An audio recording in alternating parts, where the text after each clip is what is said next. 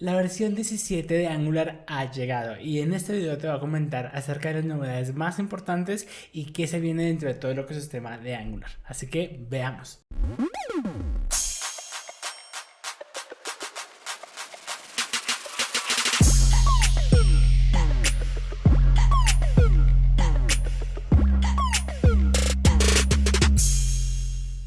Lo primero más notable y obvio es el nuevo logo que ahora tiene Angular y esto acompañado de una nueva documentación. La nueva documentación la puedes encontrar en angular.dev, en donde nos muestra la nueva marca y todas las características con una forma más organizada de documentar todas las características de Angular, y de por sí incluye un playground para programar y aprender Angular de forma interactiva. Si quieres explorar mucho más acerca de la nueva documentación, recuerda que ya tengo un video en mi canal hablando de ello. Hablemos sobre la cosa que más ha estado en tendencia, y es que Angular en esta versión 17 propone una nueva sintaxis.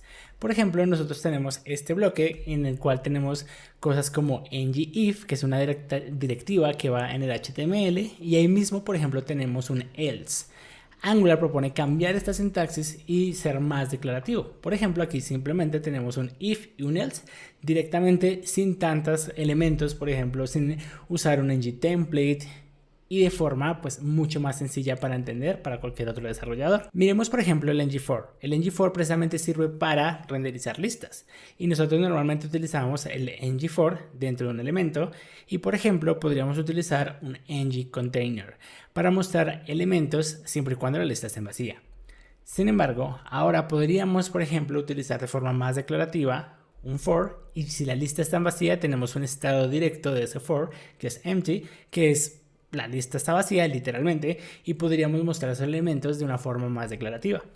Esto también va a pasar con el ngSwitch. Normalmente, por ejemplo, tendríamos un ngSwitch de esta manera, y ahora de forma declarativa y utilizando la nueva sintaxis estaría de esta forma. Sin embargo, esta nueva sintaxis no es eso, no es solo un cambio de sintaxis, sino realmente también es una mejora muy buena en el rendimiento de aplicaciones Angular. De por sí, haciendo como varias pruebas del DOM, por ejemplo, haciendo este tipo de pruebas de crear elementos, reemplazar elementos, seleccionar algo, remover algo dentro de una lista de elementos y ver quién lo hace más rápido. Por ejemplo, Angular está posicionando con un mejor rendimiento, por ejemplo, en aplicaciones o comparado en aplicaciones con Svelte o precisamente en React.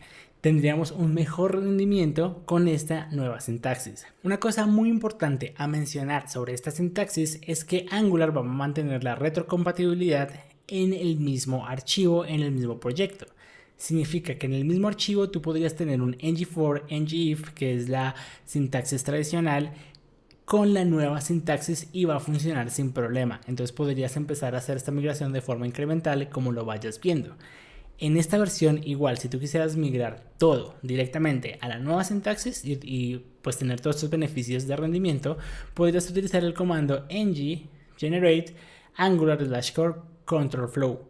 Este comando te va a migrar absolutamente toda la aplicación, va a analizar todo el HTML y te va a migrar hacia la nueva sintaxis. Otro de los beneficios que trae esta sintaxis es hacer lazy loading a nivel de componentes, con un nuevo bloque que está dentro de esta nueva sintaxis llamada differ. Entonces, ¿cómo funciona? Normalmente yo podría embeber este componente en este bloque, que significaría que carga de forma diferida, y en lo que carga igual yo puedo mostrar un estado de loading o un estado de error.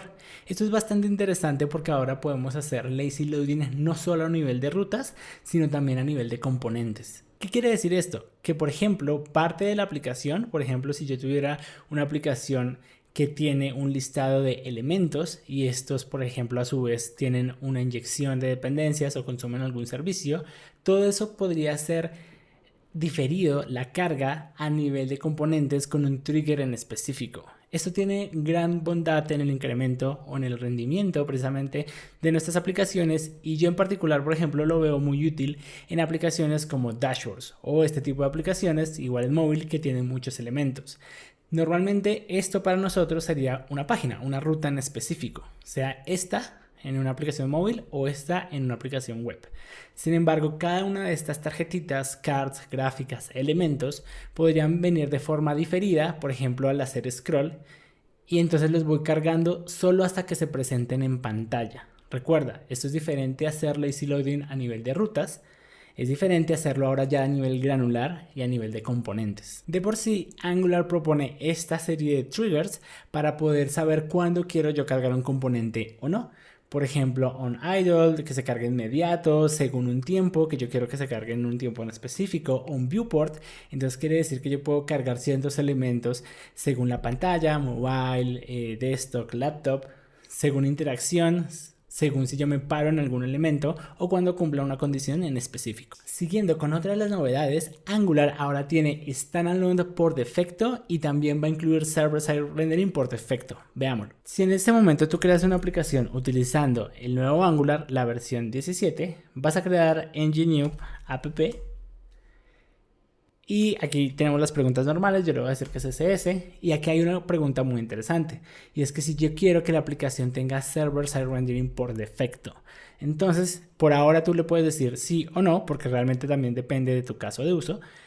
Pero si le dices que sí, pues vamos a decirle que sí. Esta aplicación vamos a inicializarla, entonces vamos a darle un ng-serp. Si vemos ahora la aplicación tiene un nuevo Hello World, pues alineado a la nueva marca, pero si inspeccionamos y vemos código fuente, vemos que realmente se renderizó. ¿Por qué? Porque nuestra aplicación ya tiene Server-Side Rendering por defecto, es decir, todo el HTML inicial ya viene desde el servidor y luego hace hydration para hacer la parte interactiva. De por sí, si vemos el nuevo Hello World de Angular, que ahora tiene la nueva marca, también vemos que utiliza la nueva sintaxis con el for. Ahora, si tú creas un componente, por ejemplo, yo voy a generar el componente llamado ngGenerateComponentAudio, vamos a ver que este componente por defecto se generó como un standalone component. Sin embargo, si tú todavía estás trabajando con módulos, recuerda que Angular es retrocompatible. Es decir, así como soporta la nueva sintaxis a la par, también soporta que nosotros todavía trabajemos con módulos dentro de una aplicación standalone components o viceversa, que tengamos una aplicación modular y vayamos utilizando los standalones. Veamos. Por ejemplo, si yo quisiera trabajar con módulos, puedo generar un módulo llamado test. Ahí se me generó el módulo. Y si yo quiero crear un componente que pertenezca a este módulo dentro de una aplicación de standalone, puedo decirle ngGenerateComponent. Por ejemplo, dentro del módulo test voy a crear home y le digo standalone y le digo que esto va a ser false. El por defecto entonces va a ser lo típico de siempre y es poner este componente dentro de ese módulo. Aquí vemos que el componente ya quedó ligado y este módulo lo podríamos ligar al routing de nuestra aplicación standalone. Otra de las novedades es cómo se construyen aplicaciones en Angular y en estas versiones ya se maneja el nuevo empaquetador que utiliza ESBuild y Byte por defecto. Ya no se utilizaría Webpack. Sin embargo, hay cosas bastante interesantes en este aspecto. Una de ellas es precisamente esta unión. En este caso, Byte se está utilizando para compilar y toda la parte de como el entorno de desarrollo, y ESBuild va a ser el compilador para producción. Esto hace que las aplicaciones que compilen 57% más rápido. Y de por sí, si nosotros vemos en una gráfica que hizo el equipo, vemos cómo se bajan los tiempos al precisamente correr un comando como un ngbuild o un ngserp. Esto es muy importante precisamente cuando hacemos sistemas y hacemos building y sacamos a producción, pues ahora esos tiempos se reducirían. Y es más, algunos sistemas nos cobran por el tiempo de hacer building, procesos de integración continua. Entonces esto también podría reducir esos tiempos o costos. Sin embargo, si entras a la documentación, a la nueva documentación, vas a ver algo muy interesante en el Angular CLI. En esta sección de construir aplicaciones, básicamente ellos también soportan aplicaciones que quieran migrar hacia la versión 17, pero seguir utilizando Webpack. Acá tenemos 4 tipos de empaquetadores disponibles para la comunidad y sobre todo para manejar esa retrocompatibilidad. Por ejemplo, si tú todavía quieres tener una aplicación que no se renderice desde el lado del servidor, sino que se siga renderizando desde el lado del cliente y utilizar Webpack para hacer ese proceso, puedes utilizar este paquete que es el Build Angular Browser. Ahora, si quieres seguir manejando una aplicación desde el browser, es decir, sin server-side rendering, pero ya utilizar ESBuild para mejorar, por ejemplo, los tiempos, pues entonces puedes utilizar este paquete que sería el Browser ESBuild. Sin embargo, si quieres aprovechar server-side rendering en la aplicación y pues todas estas ventajas ESBuild con Byte, el builder sería application. Y el último, básicamente, esto sí es para los que construyen paquetes o módulos o librerías para Angular, se sigue utilizando este paquete. Ahora, dentro de tu aplicación, ¿dónde ves eso? Pues vas a tu archivo angular.json y precisamente aquí en el builder vas a escoger el adecuado. En este momento yo estoy creando una aplicación que quiero que soporte server-side rendering y quiero utilizar ESBuild y Byte, entonces tengo application. Sin embargo, utilízalo ya a tu consideración. Si quieres pasarte de nuevo a la versión 17, pero quieres seguir por alguna razón, necesitas todavía soportar Webpack, pues puedes utilizar el builder adecuado para ti. Otra de las novedades es que ya no se utilizaría el paquete que se utilizaba antes para hacer server-side rendering, que sería Angular Universal, sino que ahora tenemos un paquete directamente llamado Angular Server-side Rendering, que va incluido directamente dentro del Angular CLI. Entonces realmente ya el paquete Angular Universal ya sería deprecado y Angular ya tiene esto directamente como parte del core, como que viene incluido directamente ahí. Ahora, aquí te quiero hacer una mención y es que hacer server-side rendering es bastante interesante, también tiene grandes beneficios de performance y de optimización para motores de búsqueda, pero recuerda examinar tu caso. Si todavía tú básicamente tienes una aplicación que maneja pues el renderizado del lado del browser, evalúa muy bien si realmente necesitas pasarla al lado del servidor. Esto también porque al final tú también tendrías que cambiar cómo distribuyes esa aplicación, cómo la pones en producción.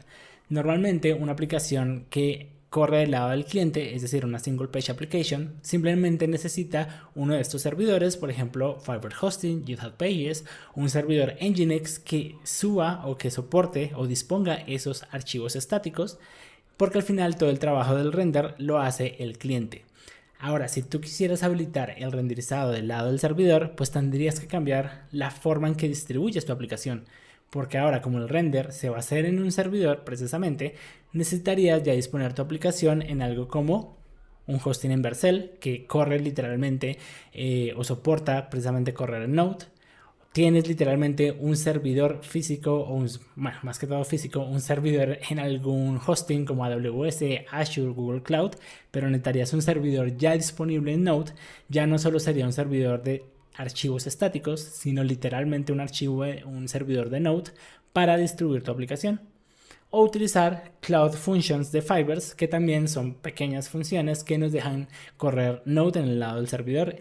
Y precisamente aquí es donde Angular nos dice que podríamos experimentar si al final queremos hacer server-side rendering o queremos pues tener esta característica y seguir utilizando Firebirds, pues nos dicen que podemos habilitar este Experiments Enable Web Frameworks y con el hosting igual ellos hacen una especie de pre-render para funcionar desde el lado del servidor.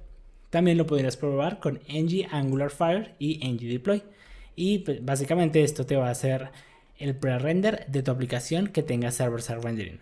De nuevo, calcula muy bien si es lo que realmente necesita tu aplicación, pero Angular ya lo tiene por defecto, lo puedes incorporar, pero tú también puedes decidir si tu aplicación realmente necesita esta característica. Otro de los ajustes es que Signals, el nuevo modelo de reactividad, ahora es estable. Y de por sí hay algo que pues en la versión 16 lanzaron como un preview a todos los desarrolladores y es la API para cambiar el estado y teníamos métodos como mutate o update. Sin embargo, ya de forma estable deprecaron el método mutate, es decir, ya no lo vamos a tener disponible y si de pronto tú lo estabas usando, pues básicamente tendrías que pasarte a el método update.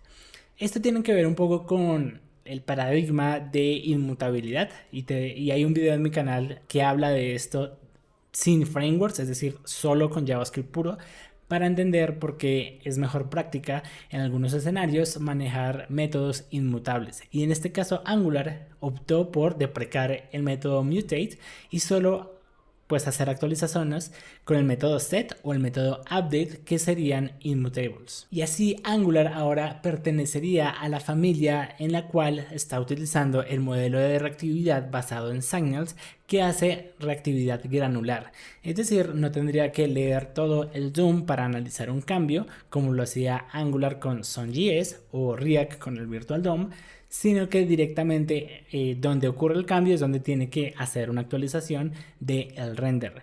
Y Signal se está volviendo en esa forma transversal de reactividad. Otra de las cosas que tienes que tener en cuenta es que en la versión 17 se va a trabajar de Node 18 en adelante. De por sí ahorita estamos en Node 20. Pero la 16 ya, Node como tal, ya está deprecando esa versión. Entonces, pues vamos a siempre estar trabajando con las versiones de largo soporte. En este caso, si quieres trabajar con la versión 17, debería ser de la versión 18 en adelante. Y ya, esas son las características más importantes que yo vi en la versión 17 y que te las quería comentar. Sin embargo, hay otras características relevantes como los input transformers o como por ejemplo la alineación del equipo de Angular Material con el nuevo sistema de diseño de Google, la versión 3 de Material Design, y otras novedades que igual estaré subiendo en mi canal. Recuerda que este video como tal es un resumen de la versión 17, pero de cada una de las características y otras voy a estar subiendo un video independiente para entrar más a detalle, incluido pues un video de migración, por ejemplo, migrando hacia la nueva sintaxis, utilizando server-side rendering, desplegando eso precisamente en alguno de estos ecosistemas, etcétera. Así que tienes que estar muy pendiente del canal, suscríbete, compártelo con toda tu comunidad de Angular, que este momento es bastante interesante porque Angular estrena una nueva marca dándole una nueva vida al framework. Así que te leo en los comentarios y nos vemos en la próxima.